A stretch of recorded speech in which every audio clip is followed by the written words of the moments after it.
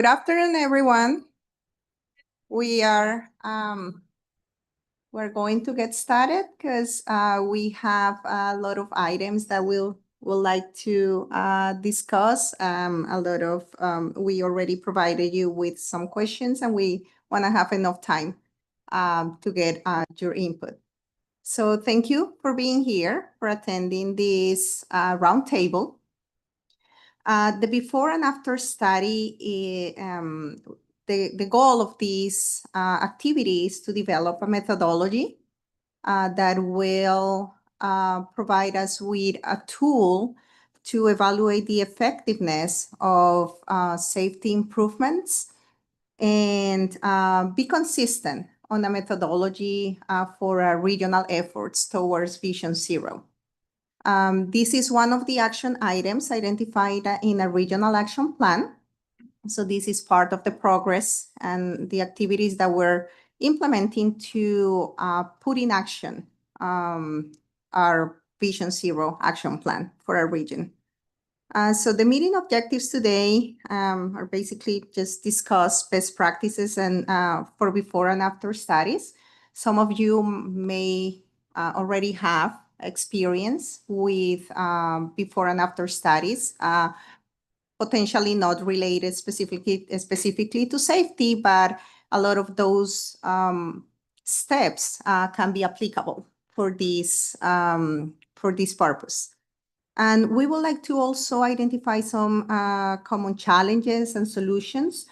So we just got started working on this identification of this methodology. As part of this, once we have a good methodology in place, we would like to also conduct some before and after studies with this methodology, so we can see what refinements might be needed and really kind of test this methodology. So that's part also of the information that we would like to get from you. We would like to understand if you have any particular improvements that were recently implemented that we can use to test the methodology, but that will come later.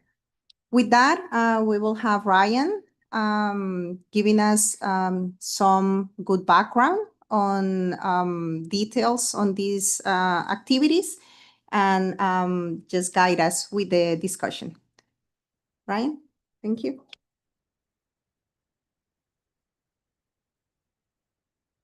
was going to say good morning, but I think it's good afternoon at this point, right? So good afternoon, you all. Thank you all for joining today. Thank you, Adriana, for the introductions. I believe you all are fairly familiar with each other, so we weren't planning to go around and do introductions, but at least, oh, yeah, sure. I'll start to speak closer. In terms of who we are, so we're Kittleson and Associates, Ryan, and then another Ryan, and then Haisa are here supporting. So we're supporting MetroPlan on this study. And so, yeah, we just wanted to coordinate this meeting with you all to get input from you. That's really why we're here, is to hear from you guys. So on your agenda, if you have it in front of you, there's several questions that we'll kind of walk through to kind of learn what your experiences have been on before and after studies, and any takeaways that you have that you can give us that we can utilize to inform as we are conducting the study, and ultimately the goal being to develop a methodology. How do I go? This one? Yeah. Okay, there we go. Perfect. So yeah, meeting objectives for today. So discuss before and after best practices. We want to identify if there's any typical challenges and solutions that you guys have experienced. And really, yeah, just gather input to help inform our plan. So a little bit about the project. So as I mentioned, the goal is to develop a methodology. We want this methodology to be a standardized approach, but also something that's flexible. The goal really is focused on safety projects, but we want it to be able to fit a wide range of safety projects. We just have a few ideas off the top of our head that we've begun with, but this obviously can expand to include more. So projects such as access management, speed management, quick build, pilot projects, intersection related, and we have the non-engineering, sometimes the public engagement, the social media campaigns type of projects, and then just miscellaneous. So this is what this ultimately will be developed into. Is the goal is to develop a matrix of sorts with a group of project types. And then the goal will be to identify what types of data should be collected and evaluated for each of these different project types. So that's kind of just where we're going. That's right now we are at the very beginning of stages of the project, kind of that, literature review, best practices identification. But the goal will be to eventually create a methodology that MetroPlan could share and publish and can be available to all of our local partners for any of you that want to utilize it for any of your safety studies as well. So as I mentioned, today's focus is really to hear from you guys. So I'm not going to be talking too much more. We'll kind of be trying to facilitate discussion, but we want to hear best practices, things that you guys have experienced, things that have worked well, even if it hasn't. Like that's also great input from us. Any challenges that you've experienced. So we're going to be just kind of going, there's a slide basically for each of those topics that's on your attribute or on your agenda handout. So we'll kind of be walking through those, but I guess maybe before we get started, just from a quick show of hands, how many of you have done a before and after type evaluation? It doesn't have to be a safety project, but maybe any type of project, and maybe even not with the current jurisdiction or city or county that you're at, but in anywhere else. Like, just show of hands, how many of you have done before and after studies before? Awesome. That is good to hear. Great representation. Cool. So the first section or topic that we kind of wanted to go over is just, methods and timeframes. There are a wide array of ways that you can do before and after studies. So what methods have you guys used in the past to conduct before and after studies, such as defining, the before and after periods? Did you look at data installation, your installation year? Was that excluded? Was that included in your before and after data? Just opening it up to the floor. Who would like to kick us off and just share what kind of methods you guys have used in the past for before and after studies?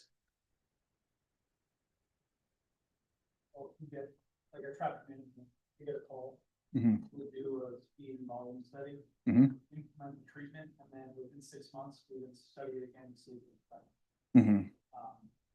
That's more of like a small scale, not a major corridor, which you putting in that speed push, great speed. Yeah. Definitely. Gotcha. You said typically 6 months before, 6 months after is kind of Yeah, the. well, it could be even before. Yeah. It's 6 months after installation. Oh, I see what you're saying. Gotcha. Okay.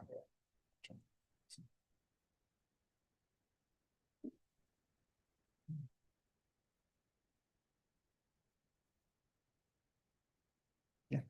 But I think it sometimes not the implementation or installation of technical nature of the doctor has any kind of integration of the development of having great protocols or the caution that is the combination sometimes the implementation of several applicant dimensions. So how to do that failures to the perhaps applicant or to the production crashes. So that was the challenging we have the crash multiplication factor that is supposed to travel based on this analysis, how much currently reduction, the fact that it takes between 6 months to a year to get the data based on historical data. I think that is a little bit challenging because it's everything is after the fact. I think that somebody approached me and said, can we work with surrogate data, surrogate crashes with the near misses? And maybe that is a much faster approach that we can do before and after, maybe within 2 months before and 2 months after, and that should be able to give us a much better picture. So have you tried that, I guess? Have you started? We are looking at, well, the conversations that we have with this consultant is that we can use not only our cameras for the ATSPM, which we do have that in Orange County, but also to use some probe data.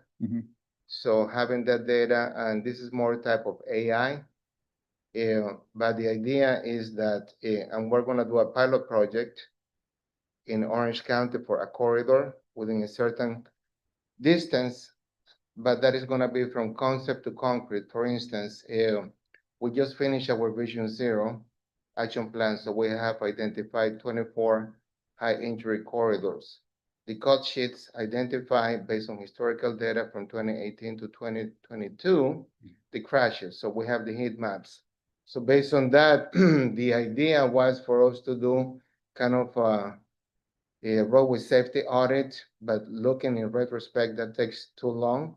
And maybe it's not gonna be giving us the benefits. But if we go with an AI, and the AI based on a most recent data, not from 22, but we're talking about 2025, then we can see, identify potential traffic safety countermeasures, but also, so we will identify them, then we will design and implement them, and then we can do the before and after. Mhm. So we are thinking that we can do that within a year's time from concept to concrete. So that's, I mean, something that we're discussing now. Mhm. And that's because you're planning to use probe data of some sort, or Yes. or near misses or some other. And this is just a pilot project, and just to see how successful it is.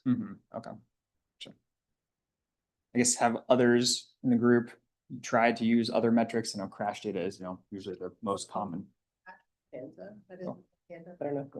Awesome. Yeah. Sorry, I can't see the online, but yeah. Patrick, do you want to have something to share? Oh, sure. Yeah, absolutely.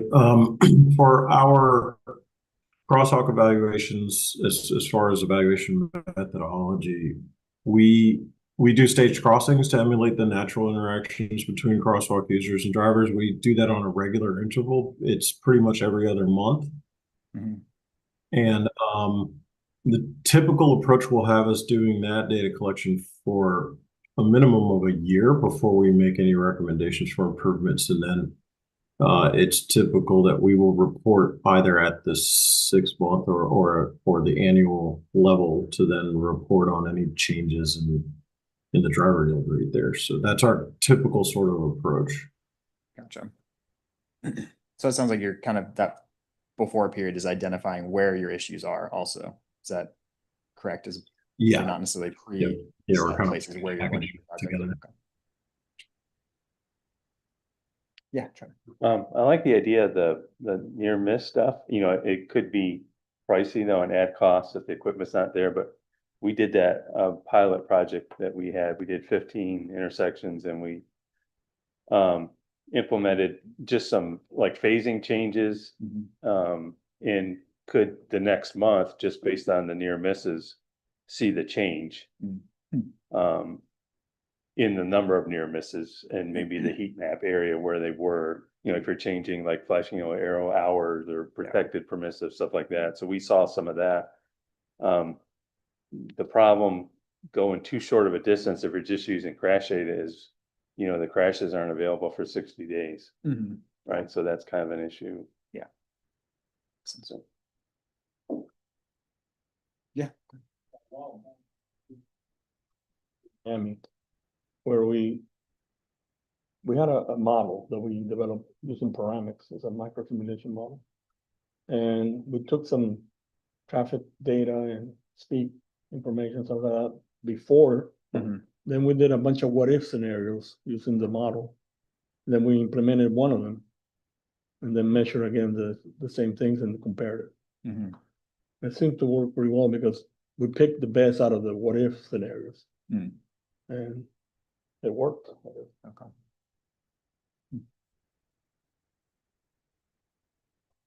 Yeah, sure. One of the ones I was gonna mention is one Patrick mentioned, but the best foot forward, what they've done, I mean, usually a city will pick the intersections they think, whether PD or ourselves observes it, and then they go do a number of different readings, really.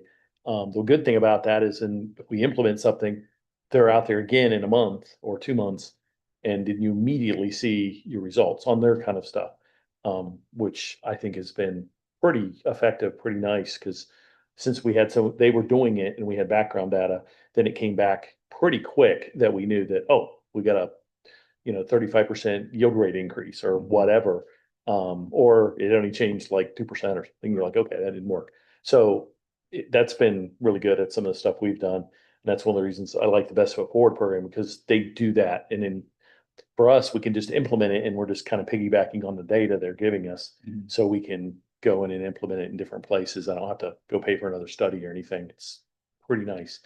But previously, when I was at the county, we did a lot of before and afters. Most of them were more speed or operational related. but there were safety aspects and we look at crashes, but we didn't have a good metric or way of looking back at how, the safety was improved other than, the operational efficiency. So I've done a lot of them on the operational side, more so than on a safety side. So, and the data is the key on the safety side because crashes are not always indicative. I like this predictive idea.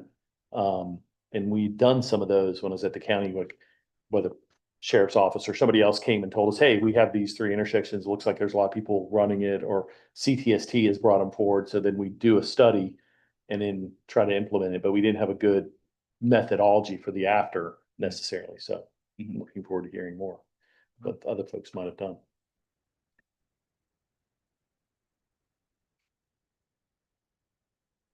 Have any of you experienced, I guess, limitations with, maybe you had a project that you implemented, thought you had some great results from it. You can collect after data now, but maybe didn't have before data already prepared because you may not have been thinking of that in advance. If any of you have come across that, is there workarounds or substitutes that you guys have applied? Yeah, good, Laura. Yeah, so Laura Hardwick with the City of Orlando. That happened with one of our quick build projects, the Corinne Drive pilot path. And basically we found through this very extensive evaluation, I can share that one with you all, probably more extensive than it needed to be. We had issues with the spot counts for pedestrian and bicycle users. And so it was helpful to go back after the fact and use streetlight data and use some aggregated data to give like a more smoothed over picture of the usage in the area. So there are some tools where you can go back and use some of those data points. Streetlight data and Urban SDK have some nice, sometimes more operational data, but they have safety analogs like speeds that if you were just moving so fast on your project, you forgot to collect your before data, you can get some aggregate data as well.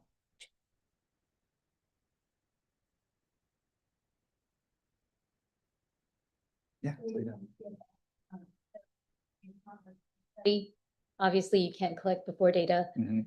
Yeah, so what we did was we chose, and I'm sure others are, doing this as well. But we chose a similar geometry, similar ADT, just another location that is representative of that same type of scenario, and that's what we used Okay. for before. Yeah, so that's sister site kind of comparison. Correct. Gotcha. Yeah.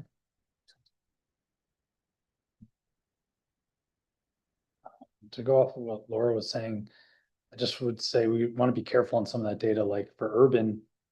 I think it's very accurate on like the larger roadways, but I've known on like the local roadways, I'm seeing a difference of, they're saying 1,500 vehicles, the county says 5,600, and the state says 6,000. So there's still a gap. So when we pull that past data to make sure you're trying to compare it to something else too, so you can make sure that it's valid if you're looking at some of this advanced data we're getting. Yeah. Because that could change. That impacted how we were looking at a project and how impact fees were going to be assessed because of the volume of roadway. If I used Urban's data, it's one assessment. If I use the county data, it's a different assessment. So it's trying to see which way we can go that we're more accurate. Yeah, certainly. Another good substitute for if you don't have the before after data is perception surveys with your residents. They remember what they felt like before something was installed, and they know what they feel like after. So mixing those methods helps with those pretty dramatic data shortcomings in some areas.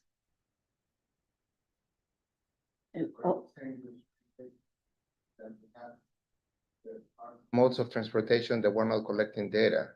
So when we talk about the scooters and the micromobility, and we're getting complaints, especially on school zones, that you usually, or maybe middle school, that you will have a crossing guard and you will have all your signing and pavement markings.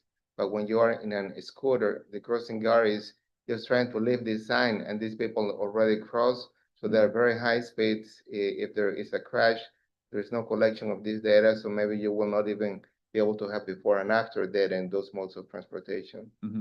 Point. Yeah. Just wanted to follow up on Laura's input.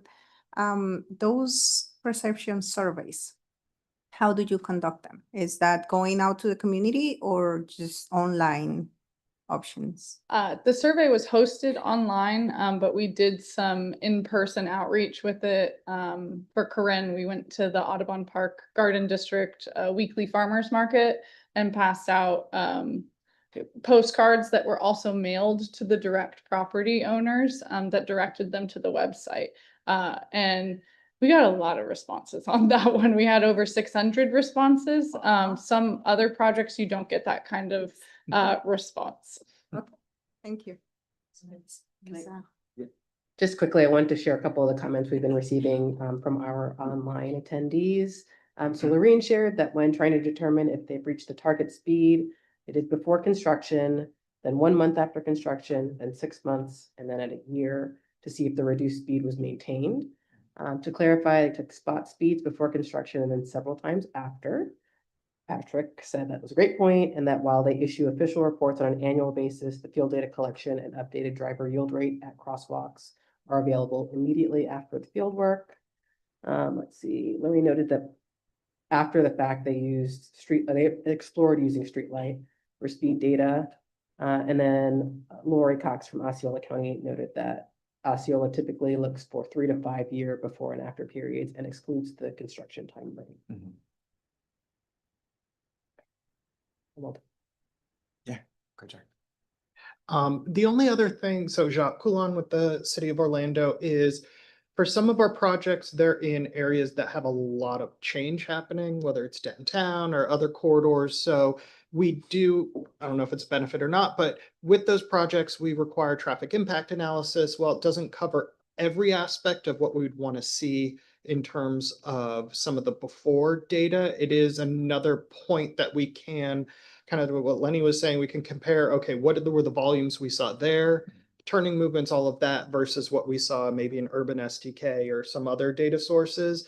And then I will say in a lot of our corridors too, our traffic studies teams and neighborhood traffic studies does a lot of work. If people wanting parking restrictions or other speed management techniques and stuff. So we don't always dip into it as much as we should, but we have a lot of, 24-hour counts from different times there as well that we can pull into.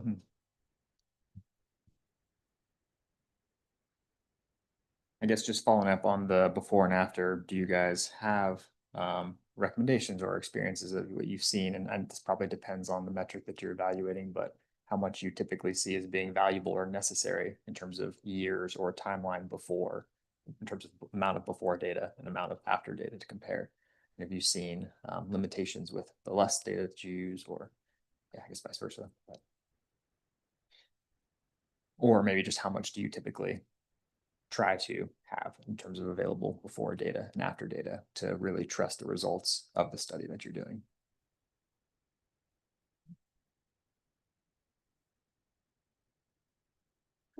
So I also think some of it comes with might have before data, but I know at least in my city, there's a lot of changing going on with people. So we may have done a study and finished it, but then someone else comes on the next year and has no idea that study was even done, and now it's lost.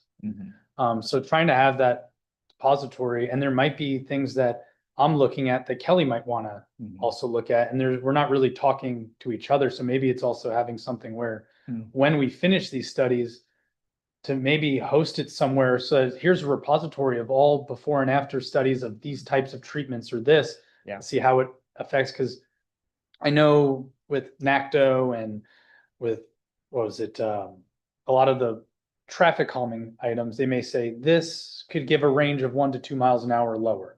It's even just trying to find that data to say what treatment's the best, because here's our issue. Now, how do we solve it? And there's no clear guideline where, okay, if I put this in, it's only going to lower it 2 miles, but they're going 10 miles over. Do I need to add more? Like just things like that. We're having that communication. Yeah, definitely makes sense. Like I know their Orlando's quick build guide has helped us a lot. Yeah, we're using that.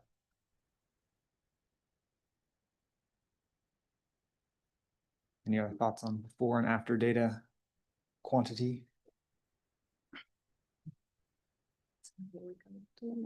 Yeah.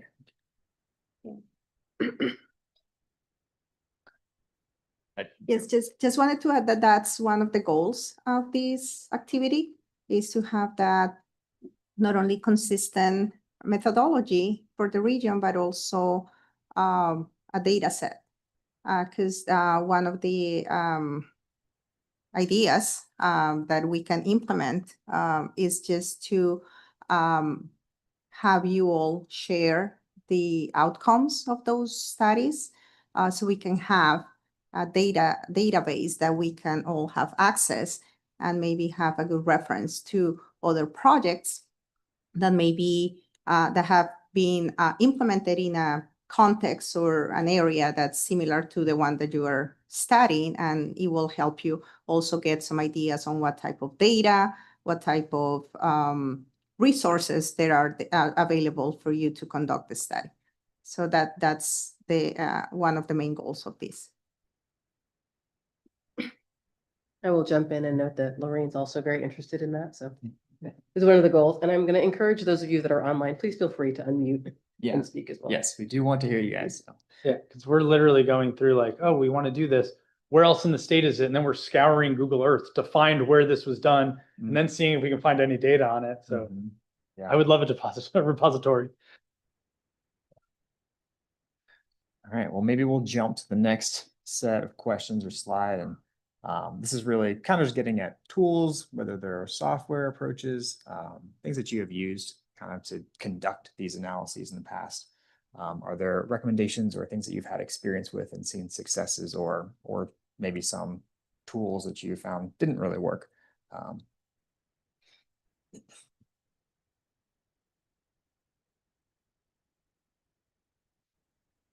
So definitely the probe data stuff is really useful, especially for speeds, not so much for volumes, because right, it has to make a guess of what percentage of the probes is actually the volume. So that's not accurate, like kind of like Lenny was saying. But I think on the speed stuff is pretty good, because the data that it does have is from an actual vehicle. So we've have a couple different sources. I think it's all the HERE data, but a couple different software platforms that use that. So they're good for the, you know, definitely before and after for retiming projects, things like that. And same with like safety countermeasures, things like that. So the probe data is really good.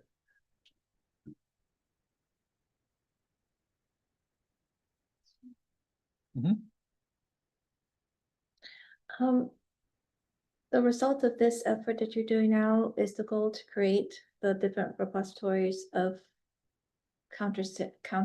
safety countermeasures and how to measure them. And if that's the case, are you going to build it based on the goal, like whether it's a pedestrian safety goal or a bicyclist or a motor vehicle behavior goal?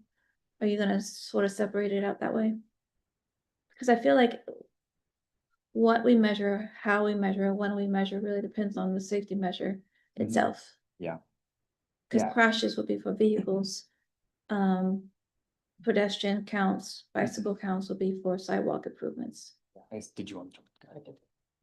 So the intent is to develop methodologies for different types of safety Okay. projects, yes. And then also to have a repository, to develop a repository so we can intake all of the before and after studies around the region. But yeah, it's a great point. I think mode and what you're trying to collect really does impact what you need in order to actually effectively evaluate that mode or that metric. So yeah, it's a great point.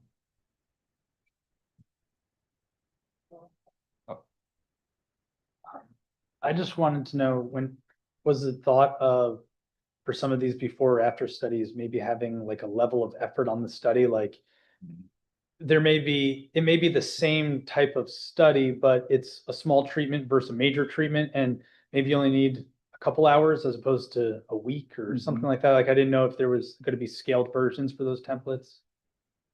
Yeah, I mean, to be honest, we haven't gotten too deep into the wood. Yeah, too deep yet in terms of how we're going to break things out. We kind of have an initial matrix of some example project types and example like data metrics that might apply to each of those project types, but that really hasn't been fleshed out yet.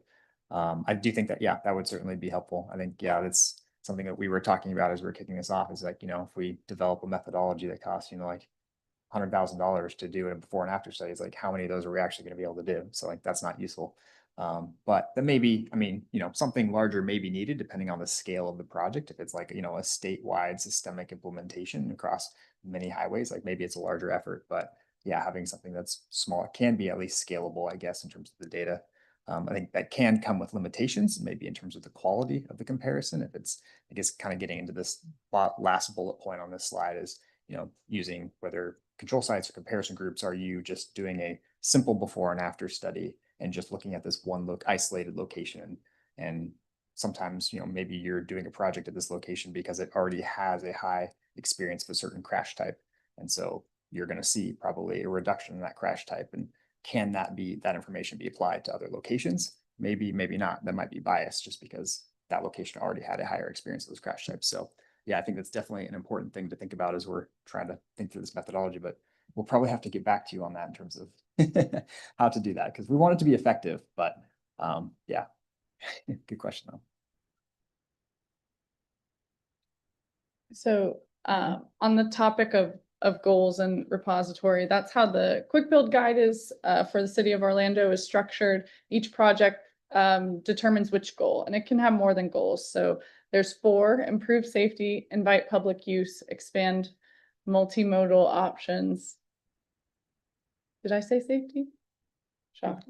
I'm already blanking on what it is, but most of mine are safety. And under each of those goals is a menu of evaluation metrics of what you're trying to reach. And so that's really helpful. And some of them overlap. But then when you get into like which softwares and which types of performance metrics you do, sometimes the goals will have a different methodology. For example, we found with the Corinne path that the spot counts are not very helpful to us. It's very peaky. It's an event corridor with a Main Street center on one side and a botanical gardens on the other. So one day we had 200 cyclists, another day we had like 12. So those counts weren't really helpful for us on that, but those could be really helpful for a project that's goal is to invite public use. So we're thinking that as we have these multimodal projects that are to expand transportation options, those need something more like continuous counts to give you a better picture of what's happening. But if the goal is inviting public use and activating the public realm, the spot counts might be helpful. So using different modalities for the different goals of the project. But in terms of like how complicated it gets, you can get really complicated with it. And I've seen the tendency to go to like creating a burden of proof for these projects, which chances are if we've funded them and we've designed them and we've built them, there's enough evidence that they're going to be helpful. So using that as sort of how we funnel and prioritize our evaluation programs, I think is helpful to keep in mind so that we don't say, oh, you know what, we only saved 2 more lives with this one, so maybe not try that. That's not what we want to hear. Yeah.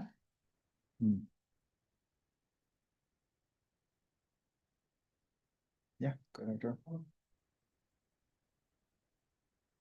And it was actually in a neighborhood where there were a lot of speeders.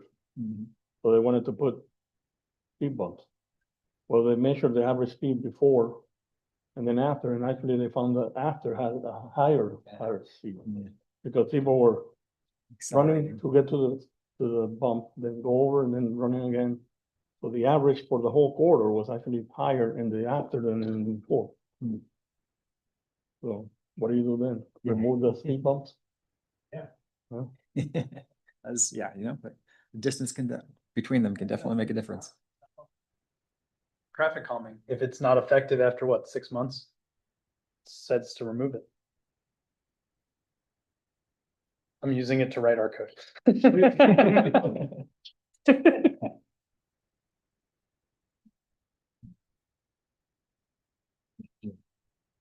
Sure. Any other thoughts on the software or control sites? All right, jump to the next one. All right, so getting into kind of factors and context, I think we've hit on this a little bit, but have you guys experienced studies where, you've made an improvement, you intended to evaluate it, the after condition but then you realize, oh, there was a new apartment complex came in down the road and the traffic pattern's totally different. Or maybe some other project was happening nearby that influenced maybe the roadway or the intersection. How have you handled that, or how have you seen that, I guess, impact the results of your studies?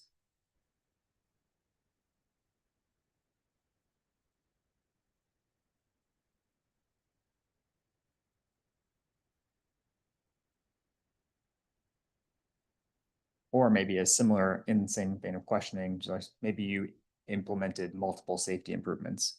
And so how do you determine which one was really effective? Are they both needed everywhere, or was one of them more effective than the other? How have you handled something like that as well? I would say that in a perfect world, and we can be working with the developers, but sometimes we do implement some traffic safety countermeasures that we think that they will be adequate. Yeah, and maybe we have a raised median for access management improvements, and then there's a new development that will need to have access to go through that median, and then we'll have to reconstruct it. So in some instances, it's just trying to work with the needs as they arise. Yeah, and that is very challenging, especially if we are moving at a fast pace. The other thing is that if other agencies, they are adopting any more developing or things, do we transfer the roads, and what do we do with other agencies? So that is always, at least in Orange County, conversation that we have. Yeah. So it's not as simple as it seems, but we will try to be ahead of the curve when we provide those improvements. But sometimes they can be complicated after the fact, especially when you have like fire stations that they're coming after the fact and you already have your infrastructure. Or when you, the other challenge that we have is that when you have new development, they usually don't implement the traffic calming measures as part of the new development, and they build the roadway, and then there's excessive speeds. So that is an after the fact. So instead of being proactive, we are reactive. Yeah, and then I often challenge it, how do you go back and get the developer to help out with the needed improvements?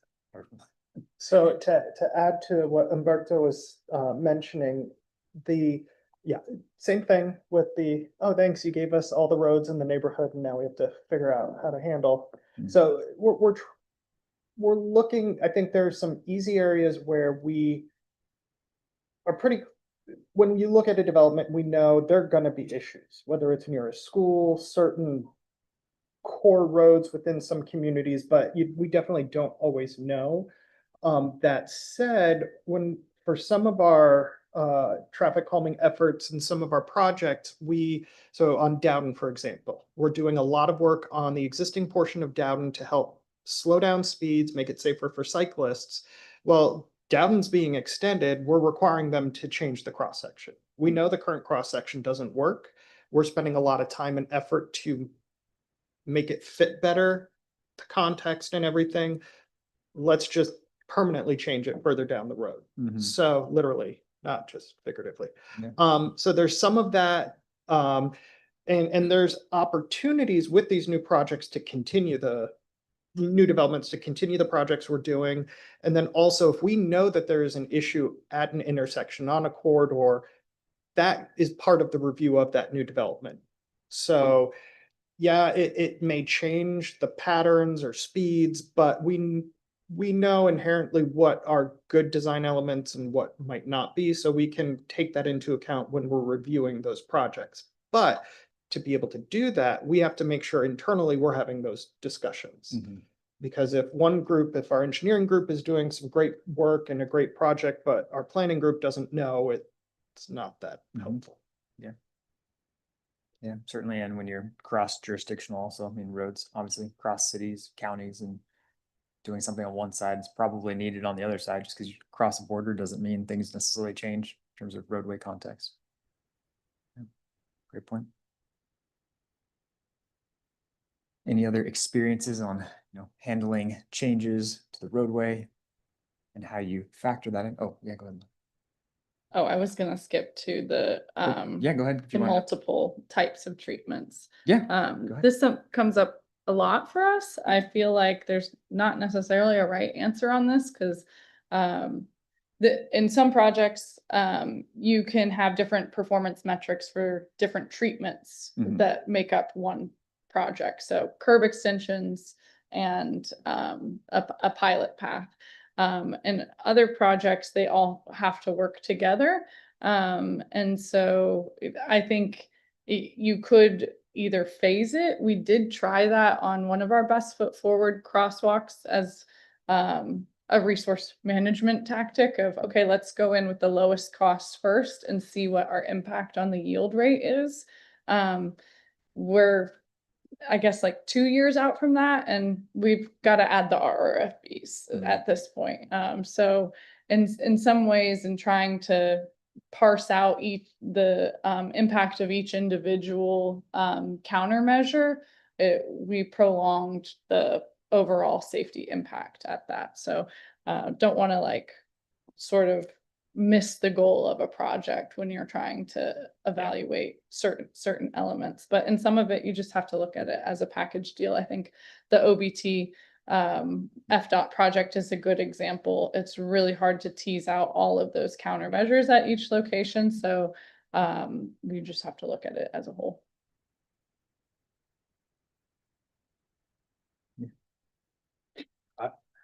I have more of a question. I think that, as we're going through, wow, just lost it. Never mind.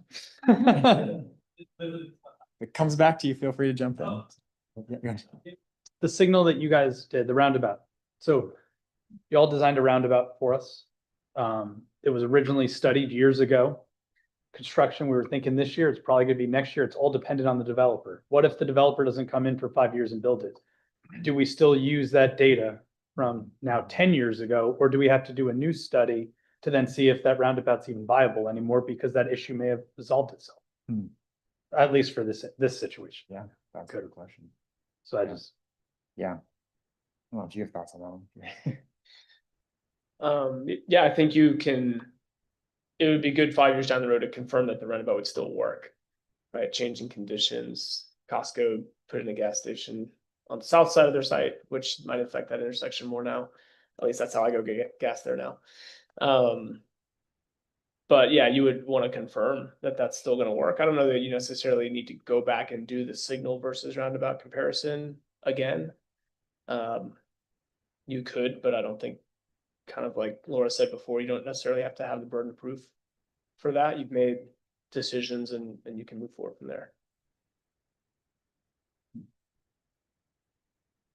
Yeah, I mean, I think also just along that, what are your priorities with the roundabout? Is it just to process traffic? And if so, could you do a quick comparison of, data back then, AADTs and now, or was safety the main priority? And I mean, that probably hasn't changed over time in terms of the need, but yeah, good question though.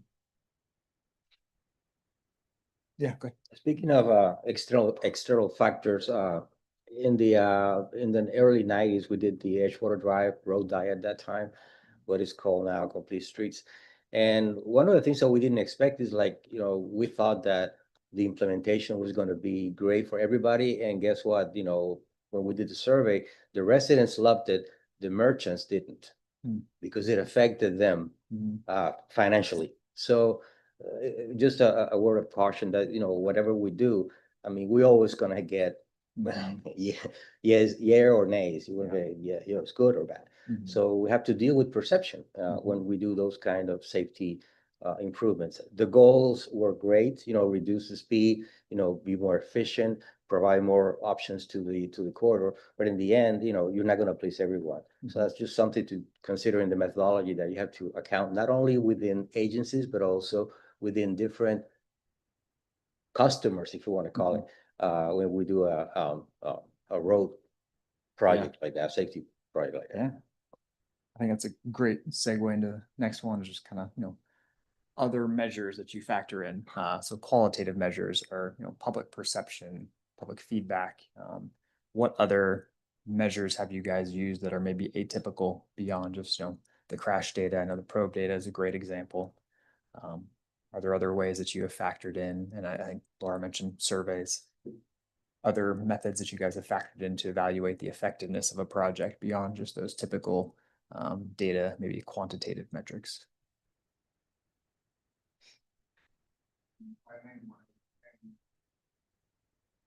Whenever the public is coming to us and they do have a challenge or there's a severe injury or a fatality, the measure is time. It becomes very political. And the question is, what are you gonna be doing for us? It's all over the news, we know, and then we have to quickly provide for some answers. So I guess that my question, as we talk about the before and after, is how do we categorize those? For instance, if you know that you're gonna be having a great separated improvement, but that is gonna cost you $25 million and it will address most of the conflicts, but that is gonna take you 10 years. Is that an acceptable solution as opposed to go ahead and to deal with some intermediate or short-term countermeasures that it can reduce also fatalities and severe injuries, not to the extent with the more permanent measure. So how do we, at the DOT, they have the benefit to cost analysis, and it's not that I'm saying how much a life costs, but they do provide those in terms of $10 million, $14 million. So sometimes we just need to be practical. That is number one, and to address the immediate need now, as opposed to just waiting. So that is number one. I just want to mention, I think that I have mentioned to several people, but in Orange County, we are doing runabouts. And one of the things on the runabout, and actually I think that it's going to be working quite nice. We have Windham Lakes, by Lake Nona. When they constructed that roadway, the posted speed was 25 miles per hour in a corridor that you can travel at 60 miles per hour. So of course, they said, doing a speed study, said, well, 85%, we're gonna be in it racing. So anyhow, all sorts of things that they were not right to begin with. So we needed to adjust the speed. So we have signals, but there is one particular intersection that the commissioner said, can we do some traffic calming in between two signalized intersections? So we said a runabout. So I saw this presentation from IT about Vortex. So this is modular runabouts, rubber ones. So anyhow, we contacted them and we were looking, so we had a consultant and they designed it for us, and they said, well, this is a 4-lane facility. You need to have a 2-lane circulatory. And I questioned and I just said, why? Because usually for your side streets, this is a residential area. So if we look at the NCHRP, if you have a certain threshold, you can push more through volume. So after looking at that, we said 1 lane will work. So anyhow, so we had the runabout design. We submitted our plans to Vortex right now, and they're gonna fabricate it. So to make the long story short, we are anticipating that in this neighborhood is gonna cost us about $400,000. So no right-of-way takes, not anything with the pavement. They say even if you were to have some alligator cracking on your pavement, as long as the pavement is not crumbled, because we have the anchor bolts and we have the epoxy, it can be installed in 2 weeks once you deploy all the material. So we are anticipating, and everybody is welcome to see. And if you want to come during construction, we're gonna try to video that. But the thing is that a runabout, we know that once you navigate, you have to reduce your speed. But this is gonna be quick before and after. The only thing, well, the other thing that we are doing is that we're meeting with the commissioners and with the public just to make sure that there's no pushback and that people know the elements of the construction. But if everything goes according to plan, then that will be a game changer, because instead of doing 1 runabout for $1.5 to $2 million with severe impacts, we can mass produce these things and we can see very quick results. So we're aggressively pursuing this option.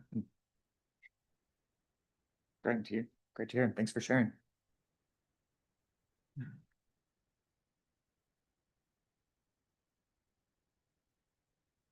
Oh yeah, go ahead. I love this topic, so sorry if I am yapping too much. So we definitely collect both qualitative and quantitative. I think some of our qualitative data still has numeric outputs in it, but it really tries to capture the behaviors and like the user experience. So obviously we've got, I mentioned the surveys before, but we can do observations, especially on like how people are using what we put out there. I also think sort of stepping back, not just the safety performance of our projects, but say we have a planning project, we could look at the not just how many people we reached with our events or engagement, but does the makeup of the people we engaged with match the community as a good before and after for our planning studies. And then in going back to some of the project specific, you could look at community vibrancy is something that we've posited as a performance metric, and that could be connectivity to destinations from like a central point, X number of new connections to the museum or something like that. As well as like the number of community events, if that has gone up because we've provided more travel options or in general made the area more livable because of our projects. Awesome.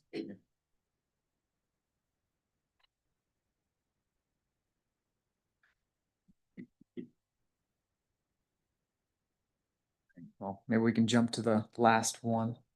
We got a few more minutes. So just kind of wrapping this up, and in line with when you're wrapping up your studies, what are your best practices for, summarizing, documenting, and ultimately communicating these results?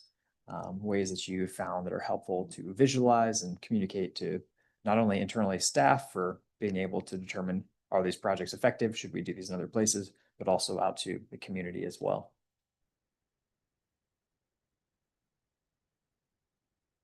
Yeah. Mhm. I think, and it gives, the community an opportunity to kind of share their opinion as well. So, Mhm. Gotcha. but So social maybe media. is posting different. and receiving, like having a platform to receive Exactly. Yeah. feedback on social. Yeah. Have a follow-up question there. What platform do you find useful? Is that Facebook, Instagram, what social media platform? I know that at CFX, we're on all the platforms. It seems like, so, yeah.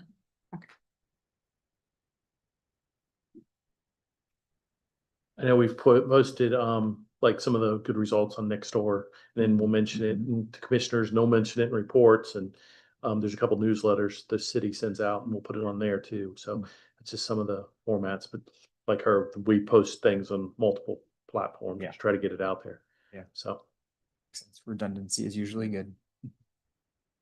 Well, we do the similar things. We'll also go a step further depending on the project or the treatment. For one of ours that we recently did, we actually sent a memo out to the HOAs that were along the corridor and a letter to every single resident there but this was a specific case that a few years ago they had requested something. So we wanted to show them, hey, this is what we did and here's the results of what we did. And that had a pretty good outcry. That makes sense. Or response.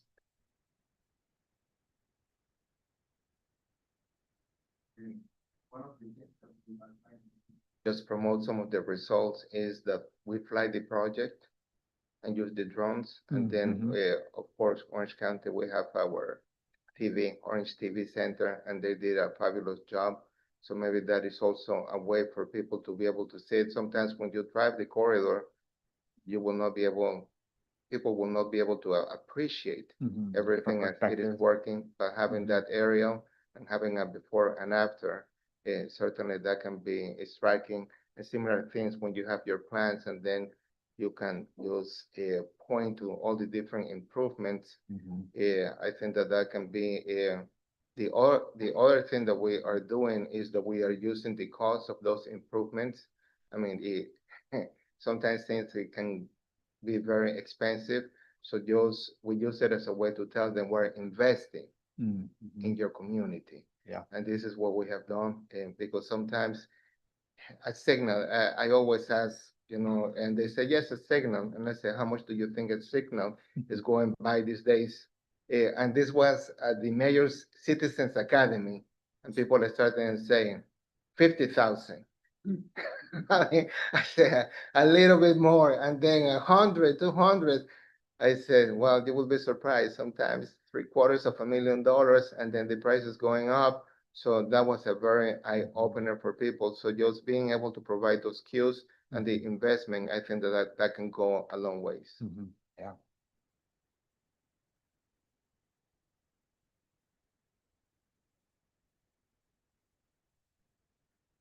Any other thoughts on reporting, summarizing, visualizing results?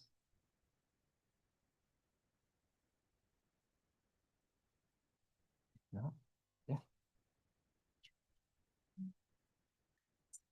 Sure. Yeah. All right. Well, we've got a few minutes left. So yeah, just wrapping up. So next steps, what that looks like for us. And again, we appreciate all of you guys for coming and sharing, taking time out of your day.